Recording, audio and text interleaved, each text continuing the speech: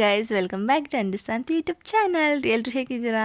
ಎಲ್ಲರೂ ಚೆನ್ನಾಗಿದ್ದೀರಾ ಅಂತ ಅನ್ಕೊಂತ ಇವತ್ತು ನಾವು ಒನ್ ಡೇ ಟ್ರಿಪ್ ಥರ ಹೋಗ್ತಾ ಇದ್ದೀವಿ. ಸೊ ಗೈಸ್, ನಮ್ಮ ಮನೆ ದೇವರಿಗೆ ಹೋಗ್ತಾ ಇದ್ದೀವಿ ನಾವು ಮತ್ತು ನಮ್ಮ ಮಾಮವ್ರ ಫ್ಯಾಮಿಲಿ, ಇಬ್ಬರು ಫ್ಯಾಮಿಲಿನೂ ಕೂಡ ಹೊರಡ್ತಾ ಇದ್ದೀವಿ ನಾವು ದೇವ್ರಿಗೆ. ಸೊ ಎಲ್ಲ ಹೋದರೆ ನಾವು ತುಂಬ ಜನನೇ ಹೋಗೋದು, ಬಟ್ ಈ ಸಲ ಬರೀ 2 ಜನ ಮಾತ್ರ ಹೋಗ್ತಾಯಿದ್ವಿ. ಅಂದರೆ ಅದರಲ್ಲೂ ನಾವು ಒಂದು 10-15 ಜನ ಗಂಟ ಇದ್ವಿ. ಸೊ ಈ ಕಾರಲ್ಲಿ ಒಂದು 5 ಜನ, ಇನ್ನು ಆ ಕಾರಲ್ಲಿ ಒಂದು 6 ಜನ, ಒಂದು 11 ಮಕ್ಕಳನ್ನೆಲ್ಲ ಸೇರಿಸಿ ಒಂದು 12-13 ಜನ ಹೋಗ್ತಾಯಿದ್ವಿ. ಆ್ಯಂಡ್ ನೆಕ್ಸ್ಟ್ ನಾವು ಪೆಟ್ರೋಲ್ ಹಾಕ್ಸ್ಕೊಂಡು ನೆಕ್ಸ್ಟ್ ಹೋಗೋಣ ಅಂತ ಹೋಗ್ತಾಯಿದ್ವಿ. ಸೊ ಅಲ್ಲಿ ನಮ್ಮ ಮಾಮವ್ರು ಬರ್ತೀನಿ ಅಂತ ಅಂದರು. ಸೊ ಅವ್ರಿಗೋಸ್ಕರ ವೆಯ್ಟ್ ಮಾಡ್ತಿದ್ವಿ. ಸೊ ಅವರು ಕೂಡ ಬಂದರು. ಆ್ಯಂಡ್ ನೆಕ್ಸ್ಟ್ ನಾವು ಹೋಗ್ತಾಯಿದ್ವಿ. ನಾವು ಯಾವ್ದ್ಯಾವ್ರಿಗಪ್ಪ ಹೋಗ್ತಾಯಿದ್ವಿ ಅಂತಂದರೆ, ಸೊ ಬಿಳಿಗಿರಿ ರಂಗನಾಥ ಸ್ವಾಮಿ ಟೆಂಪಲ್ಗೆ ಹೋಗ್ತಾಯಿದ್ದೀವಿ. ಸೊ ನೋಡ್ತಾ ಇರ್ಬೋದು ನೀವು, ಬಿಳಿಗಿರಿ ಬೆಟ್ಟ ಹತ್ತಬೇಕು. ಇವಾಗ ಫಾರೆಸ್ಟ್ ಒಳಗಡೆ ಹೋಗ್ತಾಯಿದ್ವಿ. ಸೊ ಹೋಗುವಾಗ ನಮಗೆ ಇಲ್ಲೊಂದು ಆರ್ಚ್ ಸಿಗುತ್ತೆ, ಬಿಳಿಗಿರಿ ರಂಗನಾಥ ಇದು ಫಾರೆಸ್ಟ್ ಆರ್ಚ್ ಸಿಗುತ್ತೆ. ಅದಾದಮೇಲೆ ನೆಕ್ಸ್ಟ್ ನೋಡಿ, ನೀವು ನೋಡ್ತಾ ಇರ್ಬೋದು ಪ್ರಾಣಿಗಳನ್ನೆಲ್ಲ ಎಷ್ಟು ಚೆನ್ನಾಗಿ ಮಾಡಿ ನಿಲ್ಸಿರ್ತಾರೆ. ಹೋಗೋ ದಾರಿಲಿ ನಮಗೆ ಫುಲ್ಲು ಫಾರೆಸ್ಟ್ ಇರೋದ್ರಿಂದ, ಫುಲ್ಲು ಕಾಡಿರೋದ್ರಿಂದ ನಮಗೆ ಯಾವುದೇ ಒಂದು ಭಯ ಕೂಡ ಆಗಲ್ಲ. ಆ್ಯಂಡ್ ನಾವು ನೆಕ್ಸ್ಟು ಇಲ್ಲಿ ಕೆಳಗಡೆನೆ ಒಂದು ಗಣಪತಿ ದೇವರಿಗೆ ಪೂಜೆ ಮಾಡ್ತಾರೆ. ಬರೋ ಗಾಡಿಗೆಲ್ಲನೂ ಆ ದೇವ್ರಿಗೆ ಪೂಜೆ ಮಾಡಿ ಎಲ್ಲ ಹೋಗಿ ಕ್ಷೇಮವಾಗಿ ಕೆಳಗಡೆ ಬರಲಿ ಅಂತ ಹೇಳ್ಬಿಟ್ಟು ಪೂಜೆ ಮಾಡಿ ಕಳಿಸ್ತಾರೆ. ಇಲ್ಲೊಂದು ಗಣಪತಿ ನಿಮಗೆ ಕಾಣಿಸ್ತಾ ಇರ್ಬೋದು ನೋಡಿ. ಸೊ ಇಲ್ಲಿ ಗಣಪತಿಗೆ ಪೂಜೆ ಮಾಡಿ ನಾವು ಇನ್ನು ಬೆಟ್ಟ ಹತ್ತಕ್ಕೆ ಸ್ಟಾರ್ಟ್ ಮಾಡ್ತೀವಿ. ಫುಲ್ಲು ಫಾರೆಸ್ಟು ನೀವು ನೋಡ್ತಾ ಇರ್ಬೋದು. ಆ ಕಡೆ ಈ ಕಡೆ ಒಂದು ಏನಂದ್ರೆ ಇರೋಲ್ಲ, ಬರೀ ಇಷ್ಟೇ ರೋಡ್ ಅಷ್ಟೇ. ಆ ರೋಡಲ್ಲೇ ನಾವು ಹೋಗಬೇಕು. ಆ ಕಡೆಯಿಂದನೂ ಬರುತ್ತೆ, ಈ ಕಡೆಯಿಂದನೂ ಬರುತ್ತೆ. ಸೊ ನಾವು ಎಷ್ಟು ಕೇರ್ಫುಲ್ಲಾಗಿ ಹೋಗಬೇಕು ಅಂತ ಅಂದರೆ, ತುಂಬ ಕೇರ್ಫುಲ್ಲಾಗೇ ಇರಬೇಕು ನಾವು ಗಾಡಿ ಓಡಿಸುವಾಗ. ಸೊ ಅದಾದಮೇಲೆ ನೋಡಿ, ನಿಮಗೆ ಕಾಣಿಸ್ತಾ ಇರ್ಬೋದು ನಾವು ಬೆಟ್ಟ ಹತ್ರ ಬಂದ್ವಿ. ಸೊ ಇಲ್ಲಿ ಮೆಟ್ಲುಗಳು ಇದೆ, ಒಂದು ಅಷ್ಟು ಒಂದು 20-30 ಮೆಟ್ಲು ಇರ್ಬೋದು ಅಷ್ಟೇ. ನಾವು ಇನ್ನೂ ಕೆಳಗಡೆಯಿಂದ ಬರ್ತೀವಿ ಅಂದರೆ ಇನ್ನೂ ಒಂದು 50 ಮೆಟ್ಲು ಮೇಲೆ ಆಗುತ್ತೆ ಇಲ್ಲಿಗೆ ಹೋಗಬೇಕಂದ್ರೆ. ಸೊ ನಾವು ಕೆಳಗಡೆ ಪಾದ ಹತ್ರ ಧೂಪ ಹಾಕ್ತೀವಿ. ಸೊ ನಾವು ಯಾವುದೇ ದೇವಸ್ಥಾನಕ್ಕೆ ಹೋದ್ರೂ ಕೂಡ ಫಸ್ಟು ನಾವು ಮನೆ ದೇವ್ರನ್ನ ನೆನೆಸ್ಕೊಂಡು ಧೂಪ ಹಾಕಿಬಿಟ್ಟು ನಾವು ಮೇಲೆ ಹೋಗಬೇಕು. ಸೊ ಇಲ್ಲೆಲ್ಲ ಧೂಪ ಹಾಕಾಯಿತು, ನಾವು ಇನ್ನು ಮೇಲ್ಗಡೆ ಹೋಗ್ತೀವಿ. ನಾವು ಹೊರಟಾಗಲೇ ಸೊ ಟೈಮ್ ಆಗಿಬಿಟ್ಟಿತ್ತು. ಆವಾಗಲೇ ಇನ್ನೂ ದೇವಸ್ಥಾನ ಕ್ಲೋಸ್ ಆಗಿತ್ತು, ಅದು ಬಾಗಿಲು ತೆಗೆದು ಇನ್ನು 4 ಗಂಟೆಗೆ ಅಂತ ಅಂದರು. ಸೊ ಅಲ್ಲಿ ಗಂಟೆ ಏನು ಮಾಡೋಕ್ಕಾಗಲ್ಲ, ದೇವಸ್ಥಾನದ ಹತ್ರನೇ ಕೂತ್ಕೊಂಡಿರೋಣ ಅಂತ ಹೇಳ್ಬಿಟ್ಟು ಎಲ್ಲ ಮೇಲೆ ಹೊರಡ್ತಾಯಿದ್ದೀವಿ. ಒಬ್ಬೊಬ್ಬರಾಗಿ ಹೋಗ್ತೀವಿ. ಅಲ್ಲೆಲ್ಲ ನೋಡಿಕೊಂಡು ನಾವು ತುಂಬ ದಿನ ಆಗಿಬಿಟ್ಟಿತ್ತು ಬಿಳಿಗಿರಿ ರಂಗನಾಥ ಸ್ವಾಮಿ ಬೆಟ್ಟಕ್ಕೆ ಹೋಗಿ. ಸೊ ಅದಕ್ಕೆ ಈ ಸಲ ಹೋಗಿ ಪೂಜೆ ಮಾಡಿಸ್ಕೊಂಡು ಬರೋಣ ಅಂತ ನಮ್ಮ ಮಾಮವ್ರ ಮನೆಯವರು ನಾವು ಹೋಗಿದ್ವಿ. ಹಾಗೆ ಅಲ್ಲೆಲ್ಲರೂ ಒಂದು ಕೂಡ ನಾಮ ಹಾಕ್ಸ್ಕೊಳ್ತಾಯಿದ್ರು. ಎಲ್ಲರಿಗೂ ನಾಮ ಹಾಕಿ ನಿಲ್ಲಿಸ್ತಾಯಿದ್ರು, ಗಂಡು ಮಕ್ಳಿಗೆ ಹೆಣ್ಮಕ್ಳಿಗೆ. ಸೊ ಹೆಣ್ಮಕ್ಳು ನಾವು ಕೂಡ ನಾಮ ಹಾಕ್ಸ್ಕೊತೀವಿ. ಸೊ ಗಂಡು ಮಕ್ಳು ಕೂಡ ನಾಮ ಹಾಕ್ಸ್ಕೊಂಡು ನಾವು ದೇವಸ್ಥಾನದ ಹತ್ರ ಬರ್ತೀವಿ ನೋಡಿ. ಆ ದೇವಸ್ಥಾನ ಅಂತೂ ತುಂಬ ಪೀಸ್ಫುಲ್ಲಾಗಿರುತ್ತೆ. ದೇವಸ್ಥಾನ ಬೆಟ್ಟದ ಮೇಲೆ ಇರೋದ್ರಿಂದ ಒಂಥರ ತಣ್ಣ ಗಾಳಿ, ತುಂಬ ಚೆನ್ನಾಗಿರುತ್ತೆ. ಸೊ ಹೋಗಿ ಆ್ಯಂಡ್ ನಾಮ ಹಾಕ್ಸ್ಕೊಂಡು ಹೆಂಗೆ ಹೇಳ್ತಾರೆ ನೋಡಿ, ಇವಾಗ ಎಲ್ಲರೂ ನಾಮ ಹಾಕಿಸ್ಕೊಂಡು ನಾವು ಕೂಡ ನಾಮ ಹಾಕ್ಸ್ಕೊಳ್ಳೋಣ ಅಂತ ಅಂದ್ಕೊಂಡ್ವಿ. ಸೊ ಈಗ ಎಲ್ಲ ನಾಮ ಹಾಕ್ಸ್ಕೊಂಡಿದ್ದಕ್ಕೆಲ್ಲ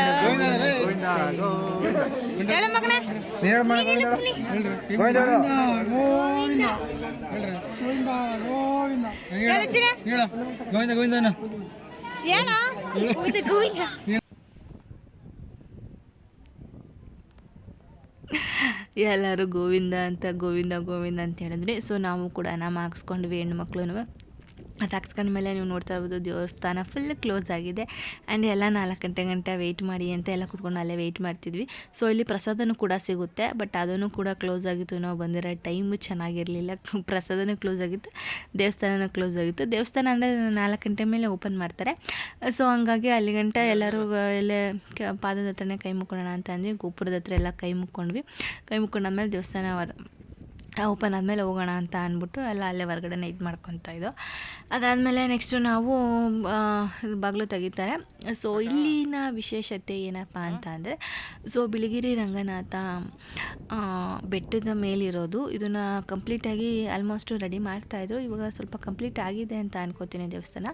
ಇದಕ್ಕೆ ನಾವು ಕಟ್ಟುವಾಗ ಬಂದಿದ್ವಿ, ತುಂಬ ವರ್ಷನೇ ಆಗಿತ್ತು ನಾವು ಬಂದಾಗ. ಆಮೇಲೆ ಇಲ್ಲಿ ಕಟ್ಟಾದ್ಮೇಲೆ ನಾವು ಬಂದೇ ಇರಲಿಲ್ಲ, ಇವಾಗಲೇ ಬಂದಿರೋದು ಬಿಳಿಗಿರಿ ರಂಗನಾಥ ಸ್ವಾಮಿ ದೇವಸ್ಥಾನಕ್ಕೆ. ಸೊ ನೋಡಿ, ನೀವು ಕೆಳಗಡೆ ಇಲ್ಲಿಂದ ಬಂದರೆ ನಿಮ್ಗೊಂದು 50 ಮೆಟ್ಲು ಸಿಗುತ್ತೆ. ಸೊ ನಾವು ಮೇಲೆ ಇಲ್ಲೊಂದು ದಾರಿ ಕಾಣ್ತಿದ್ದಿಲ್ಲ, ಈ ದಾರಿಯಿಂದ ಬಂದಿರೋದ್ರಿಂದ ನಮಗೆ ಒಂದು 20-30 ಮೆಟ್ಲು ಸಿಕ್ತು ಅಷ್ಟೇ. ಇನ್ನು ಫುಲ್ ಕೆಳಗಡೆಯಿಂದ ಬರ್ತೀವಿ ಅಂದರೆ ಒಂದು 50 ಮೆಟ್ಲು ಸಿಗುತ್ತೆ ನಿಮಗೆ. ಸೊ ನೋಡ್ತಾ ಇರ್ಬೋದು ನೀವು, ಎಷ್ಟು ವಾತಾವರಣ ಅಂತೂ ತುಂಬ ಅಂದರೆ ತುಂಬಾ ಚೆನ್ನಾಗಿದೆ. ತಂಪಾಗಿ ಗಾಳಿ ಬೀಸ್ತಾಯಿತ್ತು. ಸಂಜೆ 4 ಗಂಟೆ ಮೇಲಾದರೆ ಇನ್ನೂ ತುಂಬ ಚೆನ್ನಾಗಿ ಗಾಳಿ ಬೀಸುತ್ತೆ. ಆ್ಯಂಡ್ ಅದು ಬಾಗಿಲು ತೆಗಿಲಿ ಅಂತ ಎಲ್ಲ ವೆಯ್ಟ್ ಮಾಡ್ತಾ ಕೂತಿದ್ವಿ. ನಮ್ಮ ಮನೆಯವರೆಲ್ಲ ಡೋರ್ ಹತ್ರನೇ ಹೋಗಿ ಕೂತ್ಕೊಂಡ್ಬಿಟ್ಟಿದ್ರು, ತೆಗೆದ ತಕ್ಷಣ ನಾವೇ ಫಸ್ಟ್ ಹೋಗಬೇಕು ಅಂತ ಹೇಳ್ಬಿಟ್ಟು. ಅದಕ್ಕೆ ಎಲ್ಲರೂ ಕೂತ್ಕೊಂಡಿದ್ರು ಅಲ್ಲೇ. ಆಮೇಲೆ ಇನ್ನೊಂದು ಏನಪ್ಪ ಅಂತಂದರೆ, ಇಲ್ಲಿ ಬೆಳಿಗ್ಗೆ 8 o'clock ಸಂಜೆ 6 o'clock ಗಂಟ ಅಷ್ಟೇ ಇಲ್ಲಿಗೆ ಪ್ರವೇಶ ಇರೋದು. ಯಾಕಂತಂದರೆ ಆಮೇಲೆ ಸಂಜೆ ಆದಮೇಲೆ ಪ್ರಾಣಿಗಳೆಲ್ಲ ಓಡಾಡೋಕ್ಕೆ ಸ್ಟಾರ್ಟ್ ಮಾಡುತ್ತೆ ಅಂತ ಹೇಳ್ಬಿಟ್ಟು ಯಾರನ್ನೂ ಬಿಡೋದಿಲ್ಲ ಇಲ್ಲಿ ಮೇಲೆಲ್ಲ ಹೋಗೋಕ್ಕೆ. ಸೊ ನಾವು 6ಗೆ ಎಲ್ಲ ಮುಗಿಸ್ಕೊಂಡು ಬರಬೇಕು. ಆ್ಯಂಡ್ ದರ್ಶನ ಎಲ್ಲ ಮುಗಿಸ್ಕೊಂಡು ಬಂದ್ವಿ. ದೇವ್ರನ್ನ ವೀಡಿಯೋ ಮಾಡೋಂಗಿಲ್ಲ, ಸೊ ಹಂಗಾಗಿ ದೇವ್ರನ್ನ ವೀಡಿಯೋ ಹಾಕಿಲ್ಲ. ನಾನು ತಮ್ಮನೆಲ್ಲಲ್ಲಿ ಹಾಕಿರ್ತೀನಿ ನಮ್ಮ ದೇವರ ಬಿಳಿಗಿರಿ ರಂಗನಾಥನ, ನೀವು ನೋಡ್ಕೋಬೋದಲ್ಲೇ. ಆ್ಯಂಡ್ ಜಾತ್ರೆ ಇಲ್ಲೆಲ್ಲ ಒಂದು ಅಂಗಡಿಗಳ ಥರ ಮಾಡ್ಕೊಂಡಿರ್ತಾರೆ. ಅಲ್ಲಿ ಸಾಮಾನ್ಯವಾಗಿ ಮಕ್ಳಿಗೆ ಬೇಕಾಗಿರುವಂಥ ಐಟಮ್ಸ್ ಎಲ್ಲ ಇದು ಮಾಡ್ತಿರ್ತಾರೆ. ಸೊ ನನ್ನ ಹಸ್ಬೆಂಡು ಅಲ್ಲಿ ಕನ್ನಡಕ ತೊಗೊಳ್ಳೋಣ ಅಂತ ಇದು ಮಾಡ್ತಾಯಿದ್ರು. ಆ್ಯಂಡ್ ಇವರು ಎಲ್ಲಾದರೂ ಹೋದ್ರೂ ಕೂಡ ಏನಾದ್ರು ತೊಗೊಳ್ಳೇಬೇಕು, ಅಲ್ಲಿದು ಅಂತ ಏನಾದ್ರು ತೊಗೊಳ್ಳೇಬೇಕು. ಸೊ ಹಂಗಾಗಿ ಕನ್ನಡಕ ತೊಗೊಂಡು ನಾವೆಲ್ಲ ಕೆಳಗಡೆ ಇಳಿದು ಹೋಗ್ತೀವಿ. ಊಟ ಇಲ್ಲದೆ ಇರೋದ್ರಿಂದ ಸೊ 4:15 ಆಗಿಬಿಟ್ಟಿತ್ತು. ದರ್ಶನ ಎಲ್ಲ ಮುಗಿಸ್ಕೊಂಡು ಕೆಳಗಡೆ ಇಳಿಸೋತ್ತಿಗೆ ಒಂದು 5 ಗಂಟೆ ಆಗಿಬಿಟ್ಟಿತ್ತು. ಸೊ ಅದಾದಮೇಲೆ ನೆಕ್ಸ್ಟು ಮನೆಯಲ್ಲಿಂದನೇ ನಮ್ಮ ಅತ್ತೆ ಮನೆಯವರು ಏನೋ ಬಾತು ಮೊಸರನ್ನ ಏನೋ ತೊಗೊಂಡು ಬಂದಿದ್ರಂತೆ. ಸೊ ಅದನ್ನೇ ತಿನ್ನೋಣ ಅಂತ ಹೇಳ್ಬಿಟ್ಟು ಎಲ್ಲ ಕೆಳಗಡೆ ಇಳಿದ್ವಿ. ಇನ್ನೇನು ಮಕ್ಳುಗಳಂತೂ ಬಿಡೋದಿಲ್ಲ. ಸೊ ಅವರು ಐಸ್ ಕ್ರೀಮ್ ಎಲ್ಲ ತೊಗೊಂಡು ತಿಂತಾಯಿದ್ರು. ಸೊ ನಾವು ಇನ್ನೇನು ಕೆಳಗಡೆ ಹೋಗೋಣ, ಬೆಟ್ಟದ ಕೆಳಗಡೆ ಇಳಿದ್ಬಿಟ್ಟು ಇದು ತಿನ್ನೋಣ ಅಂತ, ಮೊಸರನ್ನ ಮತ್ತು ಬಾತು ಮಾಡ್ಕೊಂಡು ಬಂದಿರಲ್ಲ ಅದನ್ನು ತಿನ್ನೋಣ ಅಂತ ಎಲ್ಲ ಹೊರಡ್ತಾಯಿದ್ವಿ ಕೆಳಗಡೆ ಹೋಗೋಣ ಅಂತ. ಸೊ ಅಲ್ಲಿ ಕೆಳಗಡೆ ಹೋದ್ಮೇಲೆ ಎಲ್ಲ ಮಕ್ಕಳಿಗೆ ಇನ್ನೇನು ಮೊಸರನ್ನ ಬಾತು ಎಲ್ಲನೂ ತಿನ್ನಿಸ್ಬಿಟ್ಟು ನಾವೆಲ್ಲ ಸ್ವಲ್ಪ ತಿಂದ್ಕೊಂಡು, ಸೊ ಅಲ್ಲಿ ಬಿಸಿ ಬಿಸಿ ಬಜ್ಜಿ ಹಾಕ್ತಿದ್ರು, ನೆಂಚ್ಕೊಳಕ್ಕಾಗುತ್ತೆ ಅಂತ ಬಜ್ಜಿ ತೊಗೊಂಡು ಬಂದು ಎಲ್ಲರೂ ಬಜ್ಜಿ ತಿಂದು ಊಟ ತಿಂದು ಇನ್ನೊಂದು ಸಂಜೆ ಆಗ್ತಾ ಬರ್ತಾಯಿತ್ತು. ಇನ್ನು ಕೆಳಗಡೆ ಹೋಗ್ಬೇಕಲ್ಲ ಅಂತ ಹೇಳ್ಬಿಟ್ಟು ಬೇಗನೆ ಎಲ್ಲ ತಿನ್ಕೊಂಡು ಇನ್ನು ಮಕ್ಕಳು ತಿನ್ಸೋ ಗಂಟನೇ ಟೈಮ್ ಆಗೋಗುತ್ತೆ ಗೈಸ್. ಸೊ ವರ್ಷಕ್ಕೊಂದ್ಸಲ ಅಲ್ಲ, ನಾವು ತಿಂಗ್ಳಿಗೊಂದ್ಸಲ ನಮ್ಮ ಮನೆ ದೇವ್ರನ್ನ ನಾವು ಮಾಡಲೇಬೇಕು. ಇಲ್ಲಾಂದರೆ ಸ್ವಲ್ಪ ಮನೇಲಿ ತೊಂದರೆಗಳು ಕಷ್ಟಗಳು ಆಗ್ತಾ ಇರುತ್ತೆ. ಸೊ ಆಗಾಗ ಯಾರೇ ಆದ್ರೂ ಅವ್ರನ್ನ ಮನೆ ದೇವ್ರುಗಳ್ನ ಮಾಡಿ ಅಂತ ನಾನು ಹೇಳ್ತೀನಿ. ಮನೆ ದೇವ್ರನ್ನ ಮಾಡೋದ್ರಿಂದ ಯಾವುದೇ ಕಷ್ಟ ನಷ್ಟ ಏನೂ ಇಲ್ಲದೇ ಸುಗಮವಾಗಿ ಜೀವನ ಸಾಗಿಸ್ಬೋದು. ಸೊ ಫಸ್ಟು ನಾವು ಮನೆ ದೇವ್ರನ್ನ ನೆನೀಬೇಕು. ಅದಾದಮೇಲೆ ನೆಕ್ಸ್ಟು ದೇವ್ರನ್ನಗಳನ್ನ ನೀವು ಇದು ಮಾಡ್ಕೊಳ್ಳಿ, ಬೇಡ್ಕೊಳ್ಳಿ ಅಂತ ನಾನು ಹೇಳೋಕ್ಕೆ ಇಷ್ಟಪಡ್ತೀನಿ. ಅದಾದಮೇಲೆ ನೆಕ್ಸ್ಟು ನಾವು ಇಲ್ಲಿಂದ ಹೊರಟು ನೆಕ್ಸ್ಟು ನಾವು ಆಂಜನೇಯ ಸ್ವಾಮಿ ದೇವಸ್ಥಾನಕ್ಕೆ ಹೋಗ್ತೀವಿ. ಸೊ ಅಲ್ಲಿ ಆಂಜನೇಯ ವಿಶೇಷ ಏನಪ್ಪ ಅಂತಂದರೆ, ಅಲ್ಲಿ ಆಂಜನೇಯ ಸೊ ಎಲ್ಲ ಕಡೆ ನೀವು ನಿಂತಿರೋ ಕಲ್ಲಲ್ಲಿ ನೋಡ್ತಾ ಇರ್ಬೋದು. ಸೊ ಈ ಆಂಜನೇಯ ಬಂದುಬಿಟ್ಟು ತುಂಬ ವಿಶೇಷವಾಗಿರುವಂಥದ್ದು. ಇಲ್ಲಿ ನಾವು ಏನೇ ಕೇಳಿಕೊಂಡು ಏನೇ ಬೇಡಿಕೊಂಡು ಸಹ ಇಲ್ಲಿ ಖಂಡಿತವಾಗ್ಲೂ ನೆರವೇರುತ್ತಂತೆ. ಸೊ ಅದಕ್ಕೆ ನಾವು ಫಸ್ಟ್ ಟೈಮ್ ನಾವು ಹೋಗ್ತಾ ಇರೋದಲ್ಲಿ ಆಂಜನೇಯ ಸ್ವಾಮಿ ದೇವಸ್ಥಾನಕ್ಕೆ.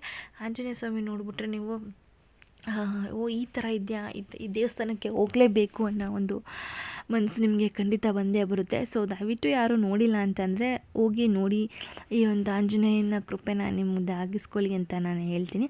ಸೊ ನೋಡಿ, ಇದು ತುಂಬ ಚಿಕ್ಕದಾಗಿ ಕಟ್ಟಿದ್ದಾರೆ ದೇವಸ್ಥಾನ, ಅಂತ ಪಾಪ್ಯುಲಿಟಿ ಅಂತ ಏನಿಲ್ಲ. ಸೊ ತುಂಬ ಚಿಕ್ಕದಾಗೇ ಇದೆ. ಸೊ ನೋಡ್ತಾ ಇರ್ಬೋದು ನೀವು ಒಳಗಡೆ ಹೋದರೆ ಅಲ್ಲಿ ಒಂದು ನೀವು ವಿಶೇಷನ ನೋಡ್ಬೋದು. ಸೊ ನಾನು ವೀಡಿಯೋ ಮಾಡ್ತಿದ್ದರೆ ತುಂಬ ಅದು ಕ್ಲಿಯರಿಟಿನೇ ಕೊಡ್ತಾಯಿಲ್ಲ. ತುಂಬ ಹೊತ್ತಾದಮೇಲೆ ನಮಗೆ ಕ್ಲಿಯರಿಟಿ ಕಾಣಿಸುತ್ತೆ, ಇಲ್ಲ ಬರೀ ಬ್ಲರ್ ಇದೆ. ಸೊ ಇದನ್ನು ಕ್ಲೋಸ್ ಆಗಿಬಿಟ್ಟಿದ್ದು ಆಂಜನೇಯ ಸ್ವಾಮಿ. ನಾನು ಎಷ್ಟು ಟೈಮ್ ನಿಮಗೆ ನೋಡ್ತಾ ಇರ್ಬೋದು, ನೀವು ಸುತ್ತ ನನಗೆ ಕ್ಲಿಯರಿಟಿ ಕಾಣಿಸ್ತಿದೆ. ಸೊ ಮಧ್ಯೆ ನನಗೆ ದೇವ್ರು ಕಾಣಿಸ್ತಾನೇ ಇಲ್ಲ. ನನಗೆ ತುಂಬ ಅಂದರೆ ತುಂಬ ಸ್ವಲ್ಪ ಸತಾಯಿಸ್ತಾಯಿತ್ತು. ದೇವ್ರದ್ದು ಪವಾಡನೇ ಇರ್ಬೋದು ಗೈಸ್. ಯಾಕಪ್ಪ ಅಂತ ಅಂದರೆ ಅಷ್ಟು ಇದಾಗಿ ನೋಡಿ ನಿಮಗೆ ಆಂಜನೇಯ ಸ್ವಾಮಿ ಯಾವ ಥರ ಮಲಗಿರೋದು ಆಂಜನೇಯ ಸ್ವಾಮಿ ಇದು ಅಂತ. ಇಲ್ಲಿ ಏನೇ ನಾವು ಕೇಳಿಕೊಂಡು ಕೂಡ ನಮಗೆ ಒಂದು ಒಳ್ಳೆಯದಾಗುತ್ತಂತೆ. ಸೊ ದಯವಿಟ್ಟು ಹೋಗಿ. ಆ್ಯಂಡ್ ಅದೆಲ್ಲ ಮುಗಿಸ್ಕೊಂಡು ನಾವು ನೆಕ್ಸ್ಟ್ ನಮ್ಮ ತಾತ ಇದ್ದಂಥ ಊರಿಗೆ ಬಂದಿದ್ವಿ. ನಾವು ನಮ್ಮ ತಾತ ಅವರು ಹುಟ್ಟಿ ಬೆಳೆದಿರುವಂತಹ ಊರಿಗೆ ಬಂದಿದ್ದೀವಿ. ಸೊ ನಮ್ಮ ತಾತ ಅವ್ರ ಮನೆಯೂ ಕೂಡ ನಾವು ನೋಡ್ತೀವಿ. ಇದು ಆವಾಗಿನ ಕಾಲದಲ್ಲೆಲ್ಲ ಮನೆಗಳು, ಹಂಚಿನ ಮನೆಗಳು ನೀವು ನೋಡ್ತಾ ಇರ್ಬೋದು ಹೇಗಿದೆ ಅಂತ. ಸೊ ಹಳ್ಳಿ ಭಾಷೆ ಅಂತೂ ತುಂಬಾ ಚೆನ್ನಾಗಿರುತ್ತೆ. ಅದರಲ್ಲೂ ನಮ್ಮ ಮಂಗನೂರು ಭಾಷೆ ಅಂದರೆ ತುಂಬಾ ಫೇಮಸ್ಸು, ತುಂಬಾ ಚೆನ್ನಾಗಿರುತ್ತೆ. ಸೊ ನಾನು ಅದೇ ವಾಯ್ಸಲ್ಲಿ ಮಾತಾಡ್ತಾ ಇದ್ದೀನಿ. ಚೆನ್ನಾಗಿರುತ್ತೆ ಒಂಥರ ಕೇಳೋಕ್ಕೆ ಅದನ್ನು ವಾಯ್ಸು. ಸೊ ನಮ್ಮನೇಲಿ ನಾನೇ ಜಾಸ್ತಿ ಮಾತಾಡೋದು ಆ ಥರ ಚೆನ್ನಾಗಿರುತ್ತೆ ಹಳ್ಳಿ ಭಾಷೆ ಮಾತಾಡಬೇಕಂದ್ರೆ.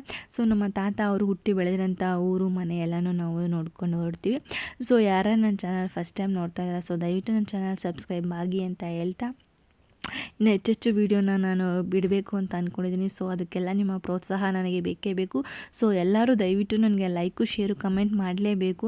ಯಾಕಪ್ಪ ಅಂತಂದರೆ ನನ್ನ ವೀಡಿಯೋನ ಫುಲ್ಲಾಗಿ ನೋಡಿ ನನಗೆ ವಾಚ್ ಅವರ್ ಇದಾದ್ರೇ ನನಗೆ ಫಾಲೋವರ್ಸ್ ಬರೋಕ್ಕೆ ಸಾಧ್ಯ ಆಗೋದು. ಸೊ ಅದಕ್ಕೆ ಎಲ್ಲನೂ ನಿಮ್ಮ ಮೇಲೇ ನಾನು ಒಪ್ಪಿಟ್ಕೊಂಡಿದ್ದೀನಿ. ಸೊ ದಯವಿಟ್ಟು ನಾನು ಇನ್ನೂ ಹೆಚ್ಚೆಚ್ಚು ವೀಡಿಯೋ ಹಾಕಬೇಕಂತ ಅಂದರೆ ನೀವೆಲ್ಲ ನನ್ನ ಚಾನಲ್ನ ನೋಡಬೇಕು, ಸಬ್ಸ್ಕ್ರೈಬ್ ಆಗಬೇಕು, ನನ್ನ ವಾಚ್ ಅವರ್ನ ಕಂಪ್ಲೀಟ್ ಮಾಡಿಸ್ಬೇಕು ಅಂತ ನಾನು ಕೇಳ್ಕೊತೀನಿ. ಸೊ ಇದೇ ನೋಡಿ ನಮ್ಮ ತಾತ ಅವರು ಹುಟ್ಟಿ ಬೆಳೆದಂತಹ ಮನೆಗಳು. ಸೊ ಎಲ್ಲ ಹೊಡೆದ್ಬಿಟ್ಟು ಇವಾಗೆಲ್ಲನೂ ಆಲ್ಟ್ರೇಷನ್ ಮಾಡ್ಕೊಂಡಿದ್ದಾರೆ.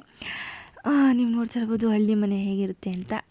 ಸೊ ನನಗೆ ಹೀಗೆ ಸಪೋರ್ಟ್ ಮಾಡ್ತಾಯಿರಿ ಅಂತ ಹೇಳ್ತಾ ನಾನು ವೀಡಿಯೋ